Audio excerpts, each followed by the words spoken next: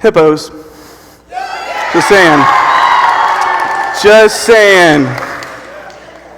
Just saying. CCS students, how we feeling? Feeling good? Okay. It's daytime. We feeling good? That's what I'm talking about. I hope you guys are awake. You're aware. You're probably not, but I hope you are.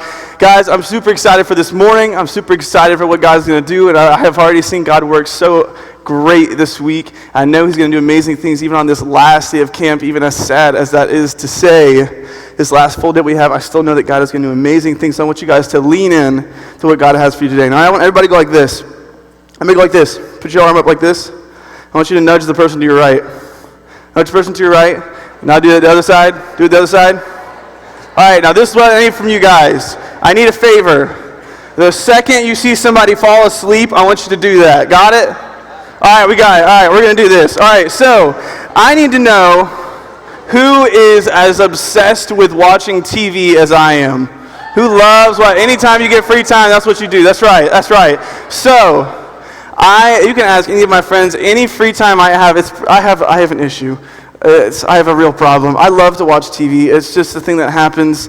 And one particular TV show that my girlfriend has got me hooked on is, you guys are going to judge me, specifically the guys, just don't. It's going to be great. But the show is called The Bachelor and the Bachelorette. Now, I know what all you dudes are thinking, like, oh my goodness, he likes The Bachelor, he must be a sis. No, you have never seen it, bro. Okay, first off, it's a garbage TV show, it is. Okay, we can all agree on that. It is garbage, but it is extremely entertaining garbage, okay? It is fantastic. That is a quote directly from Marcus Johnson, people. But I wanted to tell you a quick spoiler for The Bachelorette. No, I'm not telling you who won. Just if you missed Tuesday, this is what happens. So you guys know Luke S. Luke S. left. He left. And then Mateo and John Paul Jones are gone. You're welcome. And all of you dudes are like, what is happening? I don't understand anything. Don't worry. Watch the show and you'll get it. But, so I love this show, right? I love this show. I love following along with this show. I love following along with everything, even though it's garbage, even though it's honestly, I ask myself a lot why I watch this show, and then I realize it's fantastic.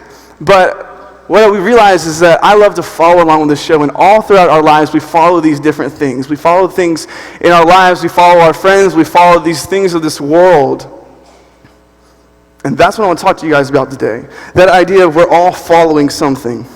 You know, maybe you're coming in here today and man, you love Pokemon. Where are Pokemon people at?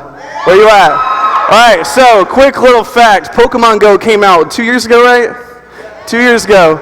2 years ago at CIY camp, okay, it came out and me and my friends got up at 5 a.m. the day after it came out, and we went around running all around Milligan finding Pokemon at 5 a.m. and it was great. And if you were there, you remember it. It was great. If you weren't there, you missed out greatly. Or maybe you're like me and you love TV, man. You're obsessed with it. And man, you love The Office. Man, you love it. Yeah. So The Office, it is my favorite show of all time, and you just absolutely love The Office. You know, getting a little deeper, maybe you are obsessed with popularity. Maybe that is what you are absolutely obsessed with, is what is leading your whole being, is you care so much about what other people think about you, you don't even think about what maybe you think about yourself. You put all of your hope and everything within what other people think about you. And you have to be the top of the class. You have to be above everyone else. Or maybe you're so focused on what you look like. You're so focused on your body image. You have to be completely and utterly toned. You have to hit the gym every single day. Every single day, it doesn't matter what day it is. You have to eat right. You have to starve yourself to just look absolutely perfect, right? That's what you have to do, because I don't matter unless I look perfect, right?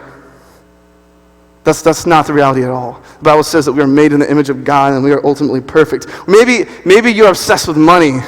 Maybe you love money. Every single time your bank account, man, gets another paycheck, ooh, it's payday. That's a good day. And man, you don't spend any money and you look like the hoarder, or maybe you're one of those people that you got just like a hole in your pocket and you just have to spend it, but you're obsessed with this money. And this money has consumed your life, this love of money that the Bible says is the root of all evil. Or maybe you're in this room and you are so obsessed with relationships. If you do not have somebody attached to your hip at all times, then you don't have purpose.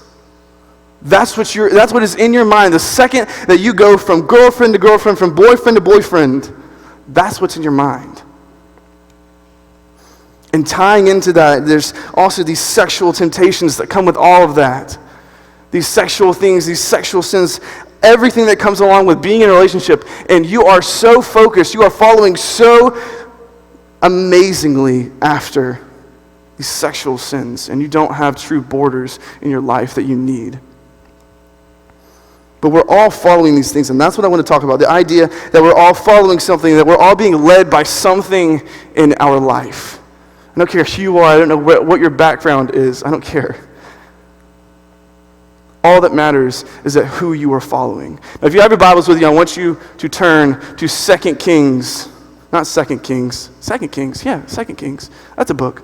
2 Kings chapter 2. If you have your Bibles, turn there. Make sure you have ESV version, extra spiritual version. I got a couple laughs. It's actually English Standard. It's not extra spiritual. So 2 Kings chapter 2. And that's where we're going to be. So this whole week, right, we've been talking about this guy Elijah. We've been talking about this guy. He's done these amazing works through God. God has allowed him to do such amazing things, and God's not done with him yet. But last night, Cam introduced this guy. Can we just give it up for Cam real quick, guys? Yeah. Cam every single year comes to camp. It is 6 hours that he drives. He literally went back home last night, okay? So I love that Cam gets to come speak to us. But last night he talked about this idea, right? This guy Elisha. He brought up this guy Elisha who joined in this story with Elijah, and together Elisha and Elijah are taking on the world and taking on this mission that Christ has put within him. And Elijah has kind of taken Elisha up under his wing, and he is training him to do mission work. He is ultimately, like, if you kind of look at it, I mean, Elisha's kind of his intern, if you just kind of look at it like that. But we're going to pick up in chapter 2, verse 1, and it says, "Now when the Lord was about to take Elijah up to heaven by a whirlwind, Elijah and Elisha were on their way from Gilgal." Now guys, I want you to realize this, that God has already showed Elijah that he is going to leave the earth soon. That he will not be on this earth for much longer. He's not going to be on this earth much longer. That's specifically what it says here. That soon that God will take him up off of the earth. But he doesn't want Elisha to know this. He knows the pain that will come along with this. He knows everything, all of the